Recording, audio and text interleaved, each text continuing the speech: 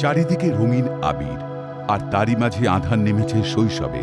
কাজের বেড়াজালে বন্দি শৈশব, যে বয়সে হাতে পেন পেন্সিল বই খাতা থাকার কথা, সেই হাত ব্যস্ত হয়েছে আবির প্যাকেটবন্দি করতে।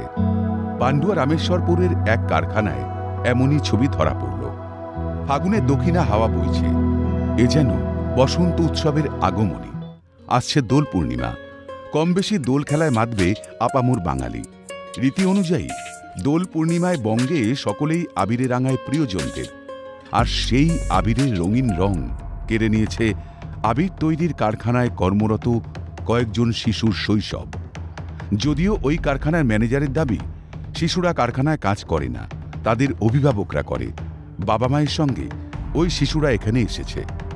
অভিযোগ করা হয়েছে, ওনার বিহার থেকে ওনারা এসেছেন, বাবা মা এখানে কাজ করছিল, বাচ্চাটা এসেছিল, হ্যাঁ, উনি বসে রঙের ওখানে বসেছিলেন। অন্য শিশু শ্রমিক আমরা করেনি। আর শিশু আমি তো যথেষ্ট, আমার বয়স হচ্ছে আমার 50 ইয়ার্স, আমি কখনো চাইবো শিশু শ্রমিক করুক। কোথায় সর্বশিক্ষা? কেন নজরে পড়ছে না প্রশাসনের? এই বিষয়ে পান্ডুয়া পঞ্চায়েত সমিতির সভাপতি ময়না মাঝি জানান, তদন্ত করে প্রশাসনিকভাবে ব্যবস্থা নেওয়া হবে। আচ্ছা, 18-র নিচেই তো কাউকেই কাজ করানো উচিত নয় এখনো অবধি। তা যদি আইন ভেঙে তারা যদি ওখানে কাজ করে থাকে, সেটাও আমরা প্রশাসনিক দিক দিয়ে দেখব, বা প্রশাসনিক দিক দিয়ে সেটা ব্যবস্থা নেওয়ার জন্য আমি তাদের ঘরে আদেশ দেব। স্বাধীনতার 75 বছর পার করেছি আমরা, কিন্তু এখনো আনাচে কানাচে চোখ ঘোরালেই দেখা যায় আধ পেটে কোনো ইটভাটা কিংবা কারখানায় কাজ করে চলেছে শিশু শ্রমিকরা।